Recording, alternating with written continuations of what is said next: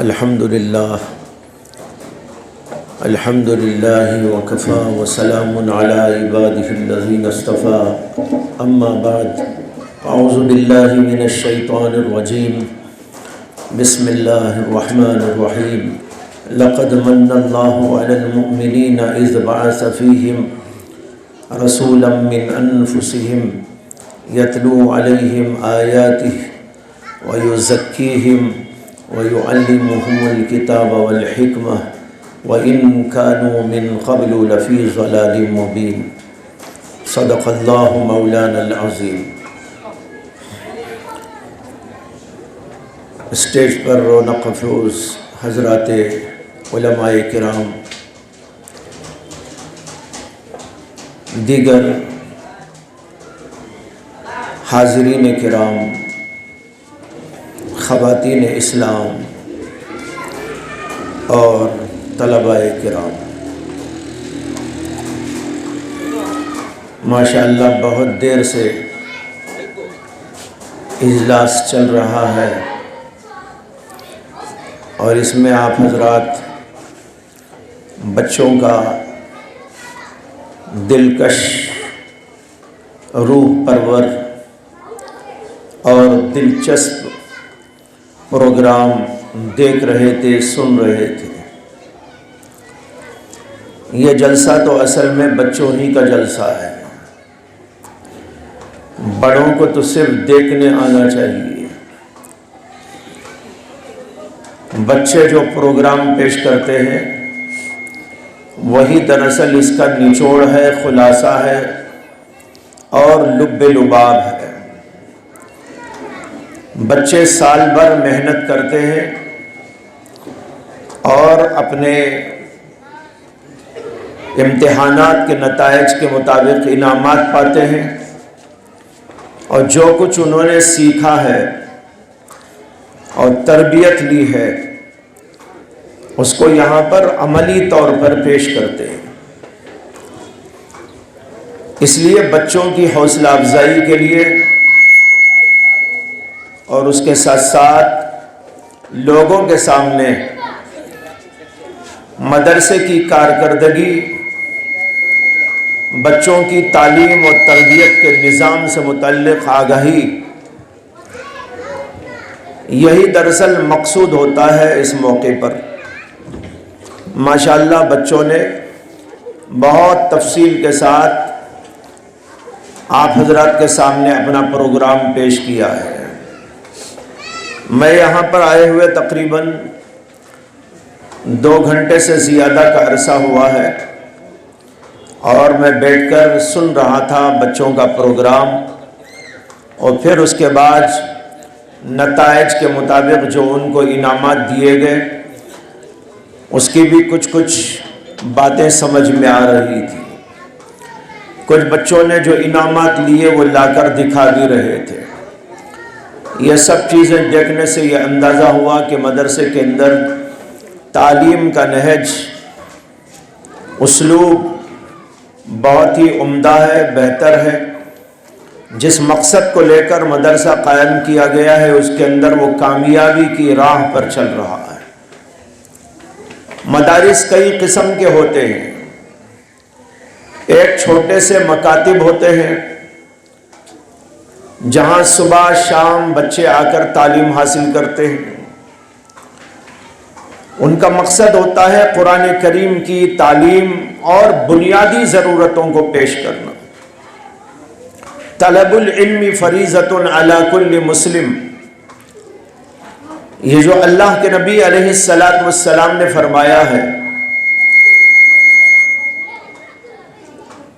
اسی کو پیش نظر رکھتے ہوئے مکاتب اسلامیہ بچوں کی ایسی تعلیم ان کو فراہم کرتے ہیں جس سے ان کی بنیادی ضرورتیں پوری ہو جائیں۔ اس کے ساتھ مزید بھی کچھ چیزیں آ جاتی ہیں۔ یہاں پر ایک بات، چونکہ ماشاءاللہ بہت سے علماء اور مدارس کے ذمہ داران بھی یہاں پر موجود ہیں، اسے عرض کر دینا مناسب ہے کہ بہت سارے مکاتب میں تعلیم اگرچہ ہوتی ہے لیکن اس بنیادی ضرورت کو پورا نہیں کر پاتی، جس کو اللہ کے نبی علیہ السلام نے فرمایا طلب العلم فریضۃ علی کل مسلم۔ علماء کرام نے اس کے اوپر مفصل بحث کی ہے کہ ایک انسان مسلمان کو کتنا علم حاصل کرنا ضروری ہے۔ یادداشت کے اعتبار سے قرآن میں سے وہ کتنا پڑھے، دیکھ کر پڑھنے آنے کے اعتبار سے اس کو کتنا سیکھ لینا چاہیے۔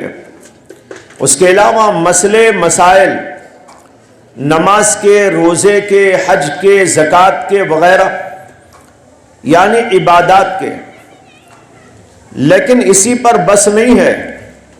طلب العلم فریضۃ علی کل مسلم میں یہ بھی آتا ہے کہ معاشرتی مسائل کو بھی طلباء کے سامنے واضح کیا جائے، ماں باپ کے حقوق، رشتہ داروں کے حقوق، آداب، مختلف اور لوگوں کے حقوق جو شریعت نے معاشرتی احکام دیے ہیں وہ بھی فرائض کے درجے کی چیزیں ہیں۔ حقوق کا ادا کرنا ظاہر ہے کہ فرض ہے۔ اگر کوئی کسی کا حق دبا لے گا تو ظاہر بات ہے گنہگار ہوگا۔ گنہگار اسی لیے تو ہوگا کہ وہ چیز اس کے اوپر لازم و ضروری ہے، جس کے ترک کرنے یا جس کے اندر خلل ڈالنے سے اس کے اوپر گناہ لازم آتا ہے۔ تو لہذا معاشرتی احکام بھی بتانا یہ بھی ضروری ہے۔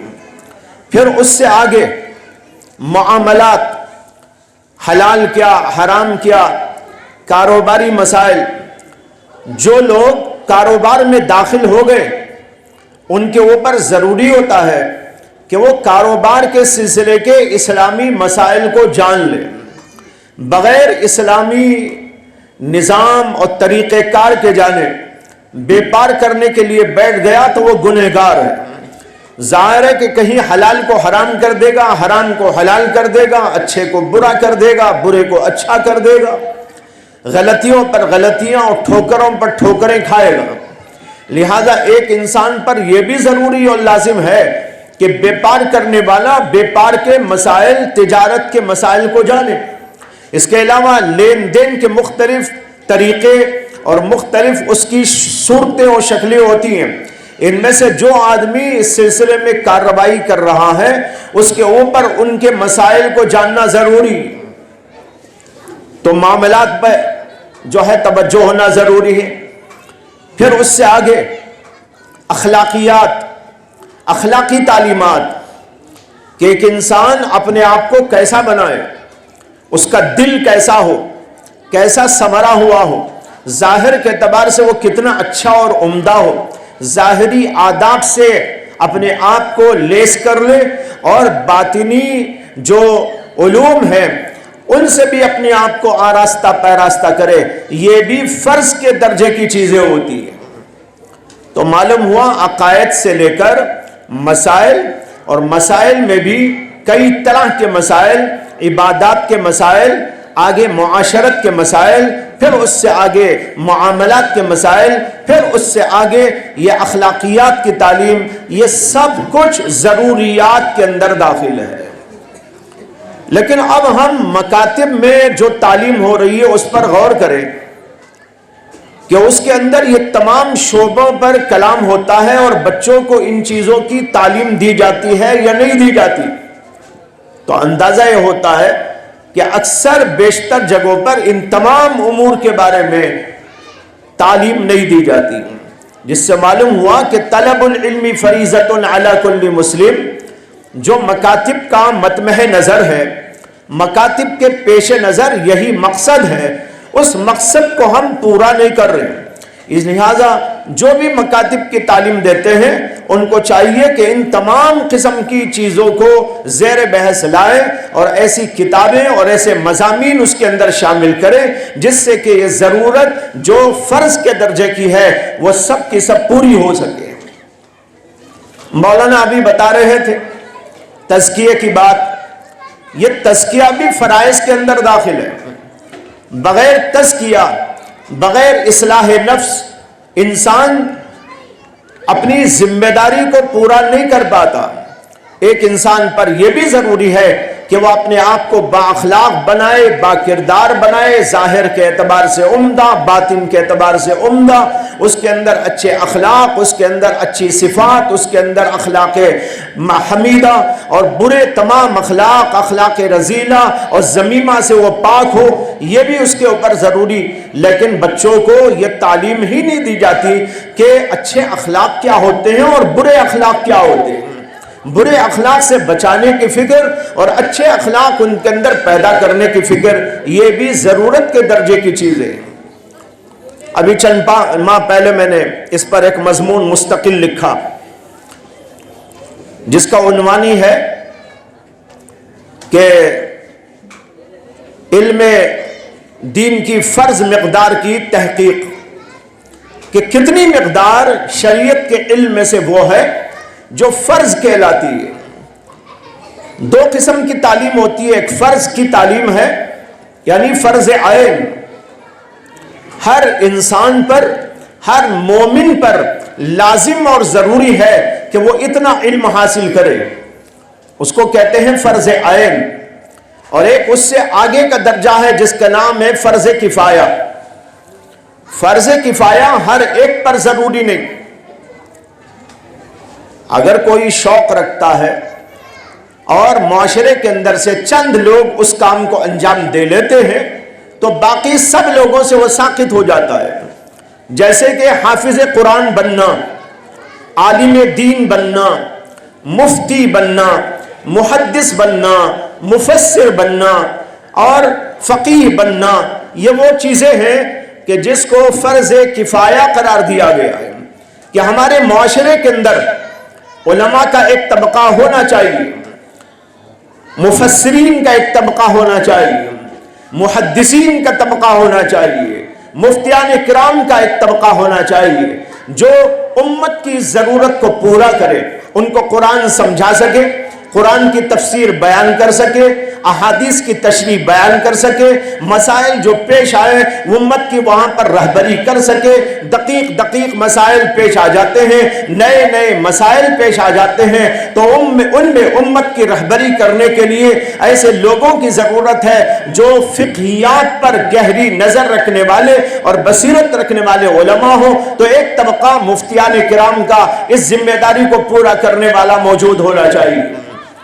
لیکن سارے مسلمانوں کو مفتی بننا ضروری نہیں، محدث بننا ضروری نہیں، مفسر بننا ضروری نہیں، اسی طرح پورا عالم بننا تمام مسلمانوں پر ضروری نہیں. چند لوگ اس کام کو انجام دے لے تو امت کے اور لوگوں سے وہ فرض ساقط ہو جاتا ہے. اس کو کہتے ہیں فرض کفایہ. بعض جگہ پر میں نے دیکھا، بلکہ اب اکثر جگہ اسکولوں کے اندر ایک شعبہ کھول دیتے ہیں، حفظ کا شعبہ. کئی جگہ ہے، بنگلور کے اندر بھی بہت جگہ ہے، اسکول کی تعلیم ہو رہی ہے اور اسکول کی تعلیم کے ساتھ ایک شعبہ اس میں ہے بچوں کو حافظ بنانے کے لیے. لیکن بہت عجیب و غریب بات یہ ہے کہ ان بچوں کو فرض درجے کی جو تعلیم ہے اس کی تو کوئی فکر نہیں ہے، ان کو حافظ بنانے کی فکر ہو رہی ہے. وہ بچہ حافظ قرآن تو بن جائے گا لیکن اسے مسئلے مسائل ہی نہیں معلوم، اسے نماز روزے کے حقائق ہی نہیں معلوم، اسے موٹی بنیادی چیزیں ہی نہیں معلوم، اگرچہ وہ حافظ بن رہا ہے. حافظ بننا کسی کے لیے بھی یہ فرض کفایہ کے درجے کی چیز ہے، مستحب امر ہے، اور اس سے پہلے یہ ضروری ہے کہ ان چیزوں کو جانے، جیسے کہ ابھی میں نے عرض کیا، تمام ان مسائل کو جو فرض کی حد تک پورا کرنے والی چیزیں ہیں وہ سب پر ضروری ہوتا ہے. اسے اسکول والوں کو بھی چاہیے کہ وہ اپنے یہاں پہلے اپنی دنیاوی تعلیم کے ساتھ ساتھ بچوں کے لیے ایک ایسا شعبہ قائم کرے جس سے کہ بنیادی اسلامی ضرورت ان کی پوری ہو جائے. اسلام کی بنیادی ضرورت کو پوری کرنے کے بعد اگر موقع ہے کسی کو اور وہ آگے مزید پڑھنا چاہتا ہے، اس کو حافظ بنانے کے لیے بھی ایک شعبہ کھول دیں. اس کے اندر کوئی مذائقہ نہیں، بلکہ بہت اچھا ہے. لیکن جو ہے دین کی بنیادی تعلیم سے تو کوئی واقفیت نہ ہو بچے کو اور حافظ قرآن بنانے کی کوشش کی جائے تو یہ بات ٹھیک نہیں لگتی. بہرحال بتانا یہ چاہتا ہوں کہ کچھ مدارس تو وہ ہوتے ہیں جو بنیادی تعلیم کی غرض سے قائم کیے جاتے ہیں، جیسے کہ یہاں کا یہ مدرسہ ہے تقویت الایمان، تقویت القرآن، یہ تقویت القرآن ہو، ایسے ہی اور بہت سارے مکاتب ہوں، ان کا مقصد ہے بنیادی دینی تعلیم کو پورا کرنا، اور اس کی بہت زیادہ اہمیت ہے، اس لیے کہ یہ فرض کے درجے کی چیز ہے۔ عالم بننا، فاضل بننا، حافظ بننا، قاری بننا، مفسر بننا، محدث بننا، اس کے لیے تو چند لوگ کافی ہیں، وہ مستحب درجے کی چیز ہو گئی، لیکن ہر آدمی پر ضروری ہوتا ہے کہ بنیادی تعلیم کو حاصل کرے، جیسے کہ اللہ کے نبی علیہ السلام نے فرمایا طلب العلم فریضۃ علی کل مسلم، اور اس کی اہمیت اس لیے بھی ہے کہ بچے عام طور پر جو پڑھتے ہیں وہ مکاتب میں پڑھ کر اپنے آپ کو فارغ کر لیتے ہیں، اس کے بعد وہ اور کو کہیں پڑھنے نہیں جاتے، کوئی ہوگا اکا دکا جو مدرسے میں داخل ہو جائے اور آگے کی تعلیم حاصل کرنا چاہتا ہو، ورنہ تو بچے یہاں پر پڑھنے کے بعد، مکاتب کے اندر پڑھنے کے بعد یہاں سے ان کی فراغت ہو جاتی ہے اور وہ دنیاوی تعلیم کے اندر لگے رہتے ہیں، دنیاوی کاروبار کے اندر لگے رہتے ہیں۔ اس لیے یہاں پر جو تعلیم ہوتی ہے وہ ایسی تعلیم ہونی چاہیے جو بنیادی ضرورتوں کو اور اسلام کی بنیادوں کو مستحکم کرنے والی، اس کے اندر عقائد کا مسئلہ بہت ہی اہم ہے۔ مکاتب کے اندر عقائد کی تعلیم بہت ہی عمدہ طریقے پر، بہت ہی زیادہ استحکام کے ساتھ ہونی چاہیے، اس لیے کہ بچے یہاں سے اگر پڑھ کر عقیدوں کے اندر مضبوط ہو گئے تو ان کو آگے آنے والے فتنوں سے جو سروکار ہوگا اور ان کے سامنے ایسے فتنے آئیں گے تو وہاں پر وہ فتنے ان کے اوپر اثر انداز نہیں ہو پائیں گے۔ لیکن اگر بنیادی طور پر عقیدوں میں کمزوری ہے، بچوں کو سمجھ میں نہیں آیا کہ عقیدہ اسلام کیا ہے، اللہ پر عقیدے کا کیا مطلب، رسولوں پر عقیدے کا کیا مطلب، تقدیر پر عقیدے کا کیا مطلب، رسول کے بارے میں کیا عقیدہ ہو، ہمارے نبی صلی اللہ علیہ وسلم کے بارے میں کیا عقیدہ ہو، ختم نبوت کسے کہتے ہیں، نبوت ختم کیوں کر دی گئی ہے، ہمارے نبی کا مقام کیا ہے، اور آپ کے بعد کوئی نبی نہیں آئے گا تو کیوں کوئی نبی نہیں آئے گا۔ یہ ایسی تعلیم بنیادی ہے کہ اس کو اگر بچوں کے دل و دماغ کے اندر اچھی طرح بٹھا دیا جائے تو آنے والے فتنوں سے وہ خود نبرد آزما ہو جائے۔ لیکن افسوس کی بات یہ ہے کہ معاشرے کے اندر عقائد کی تعلیم بہت مضبوط جیسی ہونی چاہیے، اکثر بیشتر جگہ پر نہیں ہے۔ عوام الناس تو عقیدے جانتے ہی نہیں، جس کا اثر یہ دکھائی دیتا ہے کہ کوئی شکیلی آتا ہے وہ فتنے میں اپنے اس کو لے کر جاتا ہے، کوئی گوہر شاہی آ رہا ہے وہ ہمارے آدمی کو لے کر اپنی اس گمراہ قسم کی جماعت کے ساتھ میں شامل کر دے رہا ہے، اور یہاں سے نکل کر لوگ ادھر چلے جا رہے ہیں۔ کیوں جا رہے ہیں؟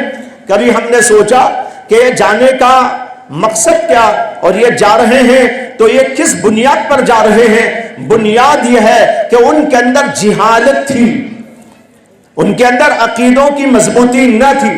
اگر عقیدہ مضبوط ہوتا، ختم نبوت کو انہوں نے سمجھا ہوا ہوتا تو پھر ایسا نہ ہو سکتا تھا، لیکن چونکہ معلوم ہی نہیں کہ ختم نبوت کیا ہے اور ہمارے نبی علیہ السلام کا مقام کیا ہے، نبی اور رسول کسے کہتے ہیں، نبی اور رسول کی صفات کیا ہوتی ہے، ان کی زندگی کی پاکیزگی اور طہارت کیسے ہوتی ہے، اس کے اوپر تو علماء نے مستقل کتابیں لکھی، لیکن امت کتابیں بھی نہیں پڑھتی۔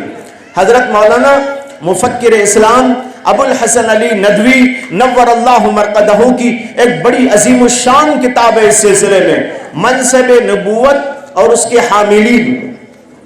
منصب نبوت کیا ہوتا ہے، نبی کسے کہتے ہیں، نبوت کی صفات کیا ہیں، اور اس کے جو حاملین یعنی حضرات انبیاء کرام علیہم السلام گزرے ہیں وہ کس پائے کے تھے، ان کی زندگی کیسی تھی، ان کا ظاہر کیسا تھا، ان کا باطن کیسا تھا، ان کے اخلاق کیسے تھے، ان کا کردار کیسا تھا، وہ کیا کیا چیزیں لاتے تھے، کیا لوگوں کو دکھاتے تھے، ان کو دیکھ دیکھ کر لوگ کیسا ایمان لاتے تھے، یہ ساری باتیں اس کے اندر بیان کی گئی۔ لیکن آج امت کو منصب نبوت ہی نہیں معلوم، اس لیے ایرا غیرہ نتھو خیرہ کوئی بھی آ کے اپنے آپ کو کہتا میں نبی۔ حضرت مولانا یعقوب صاحب نانوتوی رحمت اللہ علیہ فرمایا کرتے تھے کہ بھائی ہمارے ہندوستان کا حال تو ایسا ہے کہ اگر کوئی گدھا بھی اٹھ کر کہنے لگے انا نبی تو اس کو بھی ماننے والے کچھ جاہل پیدا ہو جائے گے۔ گدھا بھی اگر کہے میں نبی تو اس کو بھی ماننے والوں کی ایک تعداد ہو جائے گی۔ گدھے کو ماننے والے پیدا ہو جائیں گے تو ظاہر بات ہے کوئی انسان بولے گا تب تو ماننے والے پیدا ہی ہو جائیں گے۔ ابھی میں دیکھ رہا تھا کوئی یو پی کے اندر ایک لڑکا ہے، وہ کہہ رہا ہے میں نبی ہوں، میں آخری نبی ہوں، مجھے اللہ کی وحی آتی ہے، مجھے اللہ نے بتایا تو آخری نبی ہے۔ اب دعویٰ کر رہا، ابھی یہ نیا فتنہ، فتنوں پر فتنے۔ یاد رکھو بھائیو، یہ فتنوں کا دور ہے اور فتنوں کا آغاز بہت پہلے سے شروع ہو چکا ہے اور فتنے ابھی بڑھتے چلے جائیں گے، کم ہونے کا نام نہیں ہوگا۔ اسی لیے ایک حدیث کے اندر آتا ہے کہ نبی اکرم صلی اللہ علیہ وسلم نے فرمایا کہ ہر زمانہ جو گزرتا ہے تو بعد والا زمانہ اس سے زیادہ بدتر ہوتا ہے، اس سے زیادہ بدتر ہوتا ہے۔ اور مسلم کے ایک روایت کے اندر اللہ کے نبی علیہ السلام نے فتنوں کے دوروں کا تذکرہ کرتے ہوئے یہ فرمایا ہے فتنے آئیں گے، مسلمان کہے گا اوفو اتنا بڑا فتنہ تو میں نے کبھی نہیں دیکھا، کتنا بڑا فتنہ آ گیا، لیکن وہ فتنہ چلا جائے گا، اس کے بعد ایک اور فتنہ آئے گا۔ اللہ کے نبی کے الفاظ ہیں یرقق بعضها بعضا، ایسے فتنے کہ بعد میں آنے والا فتنہ پہلے فتنے کو ہلکا کر دے گا، بعد میں آنے والا فتنہ پہلے فتنے کو رقیق کر دے گا، ہلکا کر دے گا، معمولی کر دے گا، ارے یہ تو کچھ نہیں، اب جو آیا وہ بہت بڑا فتنہ، پھر تیسرا فتنہ آئے گا وہ اس سے زبردست ہوگا، چوتھا فتنہ آئے گا وہ اس سے زبردست ہوگا۔ اسی کو ایک تمثیل میں نبی اکرم صلی اللہ علیہ وسلم نے یوں ارشاد فرمایا ہے کہ فتنے آئیں گے کقطع اللیل المظلم، یہ الفاظ کقطع اللیل المظلم، اندھیری رات کی ٹکڑیوں کی طرح، اندھیری رات کی ٹکڑیاں۔ اب اندھیرا کب شروع ہوا؟ رات کب شروع ہوئی؟ مغرب پر شروع ہوئی۔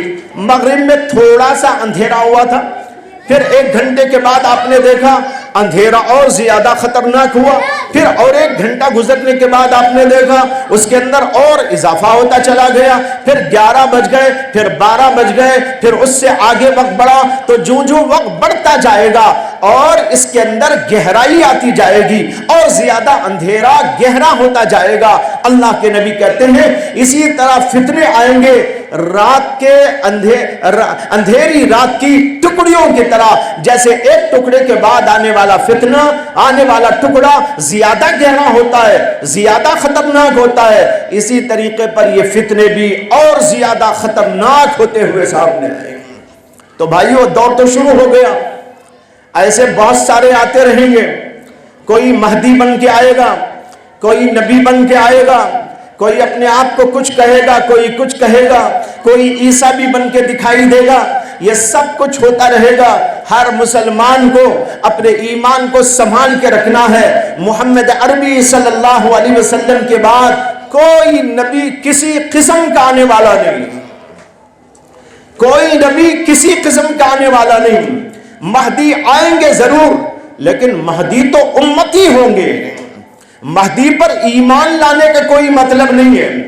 ہم نے تو ایمان لایا محمد صلی اللہ علیہ وسلم پر، اب مہدی آئیں گے تو اتنا مان لینا کہ ہاں اللہ کے نبی نے فرمایا تھا، میں اس پر ایمان رکھتا ہوں کہ مہدی آئیں گے، لیکن مہدی آ جائیں گے تو ان کے ہاتھ پر جا کر یوں ایمان لانا آمنت بالمہدی، یہ کوئی حقیقت نہیں ہے، یہ بالکل بے ڈھنگی بات ہے۔ نبی علیہ السلام آخری وہ شخصیت ہے جن پر ایمان لایا جاتا ہے، اس کے بعد کوئی شخص ایسا نہیں آئے گا جس کے ہاتھ پر ایمان لانا کوئی ضروری ہو اور اس کے اوپر مدار ہو نجات کا، مدار ہو جو ہے کفر و ایمان کا۔ ایسی کوئی شخصیت آنے والی نہیں ہے۔ بہرحال موضوع سے ہٹتا جا رہا ہوں، بتانے چاہ رہا تھا امت کو اس بات کی بڑی شدید ترین ضرورت ہے کہ اپنے عقائد کو مضبوط کرے، اور اس کے لیے بچوں کے عقائد مضبوط کرنے ہمارے پاس یہ مکاتب اسلامیہ ہیں۔ مکاتب اسلامیہ میں بچوں کی اسی تعلیم ہو، اور جہاں اسکولوں کے اندر کچھ دینی تعلیم کا رواج ہے وہاں پر بھی ایسی تعلیم ہو عقائد کی کہ بچے وہاں پڑھنے کے بعد مضبوط ہو جائیں گے، اور اس کے بعد ان کو کوئی فتنہ اپنے اندر جو ہے گھسیٹنے میں کامیاب نہیں ہو سکے گا۔ بہرحال عقائد کی تعلیم کے ساتھ اور بھی بہت ساری تعلیمات ہیں۔ میں کہہ رہا تھا یہ بنیادی تعلیم والے جو مدارس یہ بہت ہی اہم ترین ہے، ان کو معمولی نہیں سمجھنا چاہیے۔ یہاں پر عورتوں کی بھی ایک تعداد ہے بیٹھی ہوئی ہے، عورتوں کے اندر عقیدے کی کمزوری زیادہ ہوتی ہے، وہ عقائد کو یہ تو جانتی نہیں ہے، یا جانتی بھی ہیں تو سرسریت کے ساتھ اور اس کے پورے حقائق سے ساتھ نہیں جانتی، کمزوری ہوتی ہے۔ اس لیے عورتوں کی بھی تعلیم کا نظام ہو جہاں پر عورتیں عقائد کے لحاظ سے بھی مضبوط ہوں، اعمال کے لحاظ سے بھی مضبوط ہو، یقین کے لحاظ سے مضبوط ہو، اور اس طرح کے فتنوں کے بارے میں بھی وہ ایسی مضبوط ہو کے جائے ان کو کوئی فتنہ اپنے اندر لینے میں کامیاب نہ ہو سکے۔ اس لیے مکاتب کے ساتھ ساتھ جگہ جگہ ماشاءاللہ عورتوں لڑکیوں کے مدارس بھی قائم ہیں۔ وہاں کے جو مدارس ہیں ان کا بھی مقصد یہی ہوتا ہے بنیادی تعلیم فراہم کرنا۔ اس کے بعد دوسرے مدارس وہ ہیں جو اس سے اوپر کی تعلیم دیتے ہیں، یعنی عالم بناتے ہیں، فاضل بناتے ہیں، مفسر بناتے ہیں، محدث بناتے ہیں، یہ بڑے بڑے مدارس۔ یہ مدارس ہم کو حافظ اور قاری، مفتی، عالم، فاضل، محدث یہ عطا کرتے ہیں تاکہ پوری امت نبی اکرم صلی اللہ علیہ وسلم کے دین سے وابستہ ہو کر رہنے میں ان کی مدد لیتی رہے اور ان سے استفادہ کرتی رہے اور ان کے بتائے ہوئے نقش قدم پر چلتی رہے۔ تو اگر امت نے کام کیا تو وہ انشاءاللہ حقیقت پر برقرار رہے گی، دین پر برقرار رہے گی، شریعت کے اوپر گامزن رہے گی۔ اگر علماء سے اس کا رشتہ کٹ گیا اور لوگوں نے یہ سمجھا کہ بھئی ہمیں علماء کی ضرورت نہیں ہے اور علماء سے اپنے آپ کو کاٹ کے رکھ لیا، تو سمجھو کہ وہیں سے امت گرتی چلی جائے گی۔ اس لیے گرے گی کہ ان کے پاس حقائق کو جاننے کا دوسرا کوئی اور سلسلہ نہیں۔ اس لیے علماء سے وابستگی ضروری۔ بڑے بڑے مدارس یہ علماء پیدا کرتے ہیں، مفسر پیدا کرتے ہیں، محدث پیدا کرتے ہیں۔ امت کو ضرورت ہے قرآن کے سمجھنے کی۔ یہ الگ بات کہ آج امت سمجھ نہیں رہی ہے، اور علماء موجود ہیں لیکن ان سے ایک کام بھی نہیں لے رہی ہے۔ آج کل امت نے سمجھ لیا کہ علماء کا کام یہ ہے کہ ہم کوئی دکان کھولے تو آ کر وہ دعا کر دے، یا کوئی نیا گھر بنائیں تو وہاں پر آ کر کچھ دعا کر کے چلے جائے، یا یہ کہ کوئی بیمار ہو گیا تو دعا پڑھنے کے لیے ان سے پانی لے کر چلے، دعا پڑھ کر ان سے پانی لے کے چلے جائے یا دعا کرا لے۔ علماء کا اس سے زیادہ امت کوئی مطلب نہیں سمجھتی، کوئی مقصد نہیں سمجھتی، اور بہت زیادہ تو یہ سمجھتی ہے بھئی امت یہ علماء جو ہے امامت کر لیں گے یا خطبہ دے دیں گے، ان کا کام ہے امامت کرنا اور پھر خطبہ دے دینا، ہمارا کام ہے جیسے ہم ہیں ویسے ہم رہنا۔ یہ آج امت نے اپنے آپ کو سمجھا لیا ہے۔ بھائیو بزرگوں، امت کے اندر علماء کا یہ آنا، علماء کا وجود ہمارے لیے باعث رحمت ہوتا ہے، باعث ہدایت ہوتا ہے۔ علماء کا کام ہی ہے لوگوں کو ہدایت دینا۔ قرآن کریم نے ایک جگہ پر فرمایا وَجَعَلْنَا مِنْهُمْ أَئِمَّةً يَهْدُونَ بِأَمْرِنَا لَمَّا صَبَرُوا وَكَانُوا بِآيَاتِنَا يُوقِنُونَ۔ ہم نے لوگوں کے درمیان علماء پیدا کیے، वजअलना मिनहुम अइम्मा, अइम्मा माने इमाम बनाए, रहबर बनाए, वो उलमा हैं, वो सुलाहा हैं, वो अत्किया हैं, वो औलिया अल्लाह हैं, वो मुहद्दिसीन हैं, वो मुफस्सिरीन किराम हैं। अल्लाह ने इनको पैदा किया। क्यों पैदा किया? अल्लाह ताला कहते हैं यहदूना बि अमरिना, हमारे हुक्म के मुताबिक लोगों की हिदायत देने के लिए। मालूम हुआ उलमा इसलिए पैदा किए जाते हैं कि लोगों को हिदायत का रास्ता दिखाते रहे, हिदायत के रास्ते पर उनको गामजन करते रहे। लेकिन उम्मत ने इसको नहीं समझा और उनको इस्तेमाल कर रही है ऐसी जगह जो उनका काम नहीं था भी तो ज़िम्नी था, मकसूद नहीं था, लेकिन मकसूद उसी को बना लिया गया। आप देखिए कि एक आदमी एक किताब लिखता है, कोई बहुत बड़ा आदमी एक किताब लिखता है, बड़ी मेहनत के साथ, अक्ल, बसीरत, मेहनत सब इस्तेमाल होती है और बड़ी बेहतरीन किताब लिखकर छपाई करके लोगों के दरमियान में उसकी इशाअत करता है। एक साहब उस किताब को खरीद के लाते हैं या कोई और खरीद के रखता है, यह किताब सामने रखी हुई है, पंखा ऑफ हो गया तो उसने किताब को उठा के हवा देना शुरू कर दिया। बाद लोग करते हैं ना ऐसा, किताब रखी हुई है तो उसको हवा देने के लिए पंखा बना लेते हैं। लेकिन वो जिसने किताब लिखी, खुदा न खास्ता वो इस मंजर को देख ले तो शायद किताब लिखने से तौबा कर ले।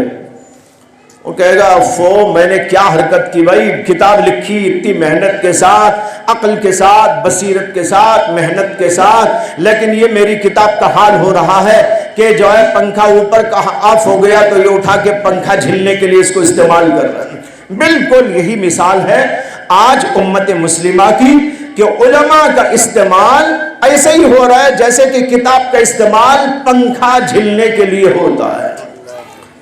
ये हो गया।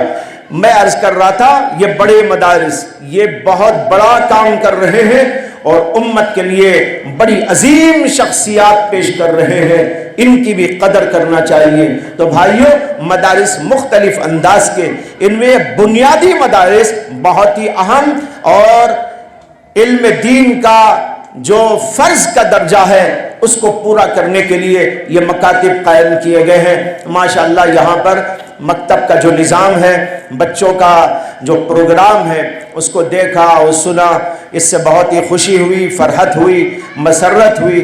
और जो है मौलाना उमर फारूक साहब इस इदारे को लेकर चल रहे हैं।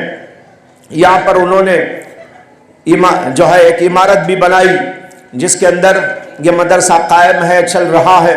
बड़ी मेहनतों के साथ इमारत भी कायम की, फिर उसके बाद इसके अंदर तालीम और तरबियत का निज़ाम बनाया। ये मामूली काम नहीं हुआ करते, बहुत मेहनत के बाद ये चीज़ें वजूद में आती हैं।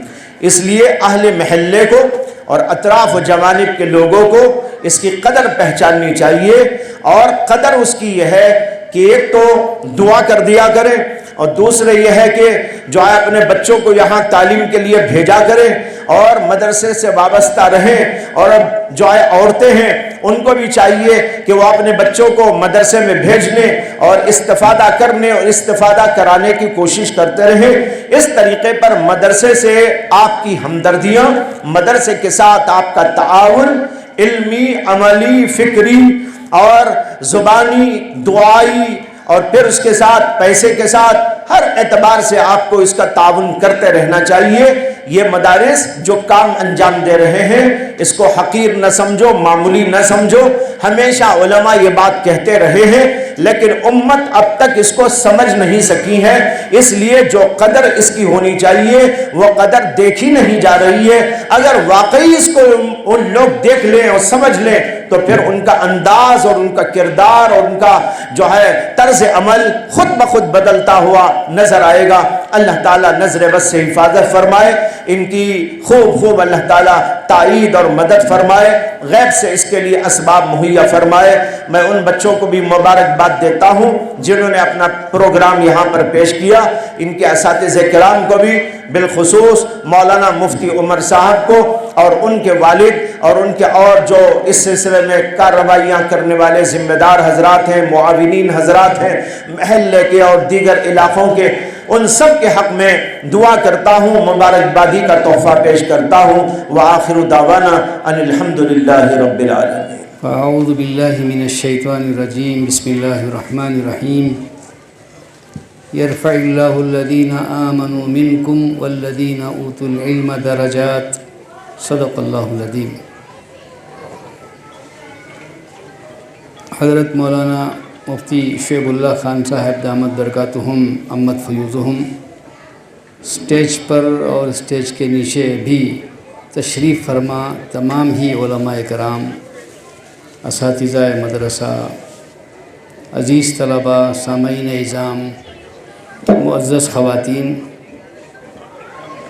حضرت مفتی صاحب دامت برکاتہم کے بیان کے بعد یقیناً کوئی بیان معنی نہیں رکھتا، اور میں سمجھتا ہوں کہ حضرت کا بیان ہم سب کے لیے کافی ہے۔ میں بھی جو آیا ہوں مفتی عمر صاحب دامت برکاتہم کے تقاضے اور اصرار پر، پھر دوسری وجہ حضرت مفتی صاحب کی یہاں تشریف آوری اب ہو رہی ہے، تو ہم جیسوں کو بھی اس میں ضرور شریک ہونا چاہیے، استفادہ کرنا چاہیے۔ اس وجہ سے باوجود مشغولی کے میں یہاں حاضر ہو گیا۔ حضرت نے بنیادی جو باتیں کہی ہیں یقیناً وہ عام طور سے ایسی باتیں نہیں کہی جاتی، جلسے ہوتے ہیں، جلوس ہوتے ہیں، بیان ہو جاتا ہے، لیکن حضرت مفتی صاحب دامت برکاتہم نے مکاتب پر زور دیتے ہوئے، مکاتب کی تعلیم کو اہم بتاتے ہوئے، بنیادی جو کام مکاتب میں ہوتا ہے، فرض عین کی تعلیم جو دی جاتی ہے، اس کی طرف توجہ دلائی ہے۔ یقیناً یہ بہت بڑی بات ہے اور بہت ہی پریارٹی بیسس پر، یعنی ترجیحی بنیاد پر ایسے کاموں کو کرنے کی اس وقت پر شدید ضرورت ہے، اور ایسے بیانات کی ضرورت ہے۔ بنیادی طور پر ہمارے ان چھوٹے چھوٹے بچوں کے ایمان کو، عقیدے کو، ان کے اندر اخلاق کو بنانے کی محنت اور فکر ابھی سے کی جائے گی تو پھر انشاءاللہ وہ جس ماحول میں بھی جائیں گے وہاں جا کر متاثر ہونے کے بجائے وہ متاثر کر سکیں گے، وہ دوسروں کے سامنے ایک چیلنج بن کر زندگی گزار سکیں گے، ورنہ جیسے فتنوں کے بارے میں آپ نے فرمایا کہ فتنے اچک لیں گے، تو لہذا ہمیں ان مکاتب کی قدر کرنی چاہیے۔ ہمارے شیخ حضرت مولانا مفتی حضرت مولانا سید ابوالحسن علی میاں ندوی رحمۃ اللہ علیہ، جن کا نام نامی اسم گرامی آپ نے بھی اپنے بیان میں لیا، حضرت فرماتے تھے کہ مکاتب کا جال بچھا دو، جگہ جگہ محلوں میں، علاقوں میں، شہروں میں، گلیوں میں، دیہاتوں میں حضرت فرماتے تھے کہ مکاتب کا جال بچھا دو۔ اگر ان مکاتب کے جال کو بچھایا جائے گا اور اپنے بچوں کی تعلیم مکاتب میں ہوگی تو انشاءاللہ ہمارے بچے محفوظ رہیں گے، ان کا ایمان محفوظ رہے گا، ان کا عقیدہ محفوظ رہے گا۔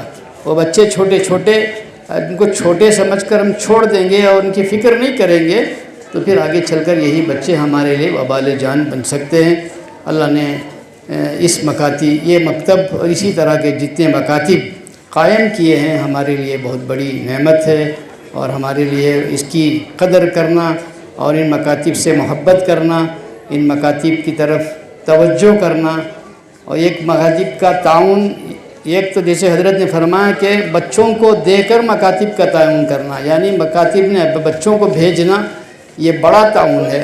باقی اور جس قسم کا بھی تعاون ہو سکتا ہے اس طرح کا تعاون کرنا، ان مکاتب میں جو محنت ہوتی ہے اس کی محنت کو دیکھ کر خوش ہونا اور اس کی خبروں کو سن کر خوش ہونا، یہ بھی گویا کہ مکاتب کے تعاون کی بات ہوگی، مکاتب کا تعاون کرنے کے مترادف ہے۔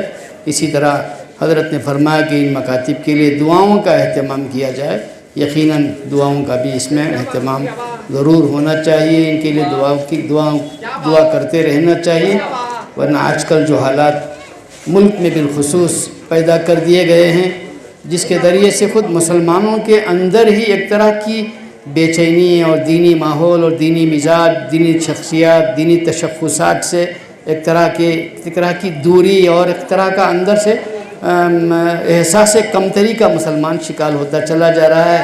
کہیں کوئی آتا ہے مدرسے کے پاس کوئی پوچھنے کے لیے، یا کہیں گڑبڑ کرتا ہے آ کے، یا کوئی پولیس والا آ کر تحقیق کے لیے آتا ہے، جیسے آج کل NCPCR کی طرف سے جگہ جگہ مدارس کو نشانے بنانے کی کوشش کی جا رہی ہے۔ جب ایسے موقع آتے ہیں تو خود ہم مسلمان محلے والے، پڑوس میں رہنے والے، وہ سمجھتے ہیں کہ یہاں کچھ دال میں کالا ہے، اسی لیے پولیس آئی ہے، اسی لیے ڈپارٹمنٹ کے لوگ آئے ہیں۔ یہ بھی گویا کہ ہمارے مدارس سے دوریاں کا نتیجہ ہوتا ہے، مدارس سے محبت نہ کرنے کا نتیجہ ہوتا ہے۔ ایسے مواقع آئیں تو ہم سب کو بلکہ پوری قوت کے ساتھ اور پوری محبت کے ساتھ، پوری قدردانی کے ساتھ ان مدارس کے ساتھ کھڑے ہونا چاہیے، شانہ بشانہ مدارس چلانے والوں کی ہمت افزائی کرنا چاہیے۔ یہ کچھ ضروری چیزیں ہیں جو ہمیں مدارس کے تعلق سے سوچنا اور ان مدارس کو اور زیادہ مضبوط اور ترقی کرنا ہے۔ اس سلسلے میں نے بھی کچھ باتیں آپ حضرات کی خدمت میں عرض کی ہیں۔ حضرت والا دامت برکاتہم کی عمر میں اللہ تعالیٰ برکت عطا فرمائے، ان کا سایہ تا دیر قائم فرمائے۔ ملک و ملت کو ایسے اکابر علماء کی اور شدید ضرورت ہے، جو ہیں اس وقت وہ ہمارے لیے غنیمت ہیں۔ ان کو غنیمت سمجھ کر ان کی سرپرستی میں، ان کی نگرانی میں اپنی زندگی کی گاڑی کو آگے بڑھانا ہماری سعادت مندی ہے۔ آنے والے فتنوں کے لیے، فتنوں کے زمانے میں اللہ تعالیٰ ان اکابر بزرگوں کی نگرانی میں، ان کی تربیت اور صحبت میں رہنے کی وجہ سے اللہ ان آنے والے فتنوں کا سد باب بھی فرمائیں گے، ہماری بھی، ملک کی بھی، ملت کی بھی حفاظت کی صورتیں و شکلیں پیدا فرمائیں گے۔ میں انہی چند کلمات کے ساتھ مولانا مفتی عمر صاحب دامت برکاتہم کو مبارکباد پیش کرتا ہوں اور شکر گزار ہوں کہ آپ ہمیشہ دعوت دیتے رہتے ہیں اور مجھ ناچیز کو بلاتے رہتے ہیں۔ اللہ تعالیٰ ہم سب کے آج کے جمع ہونے کو، کہنے سننے کو بے انتہا قبول فرمائے۔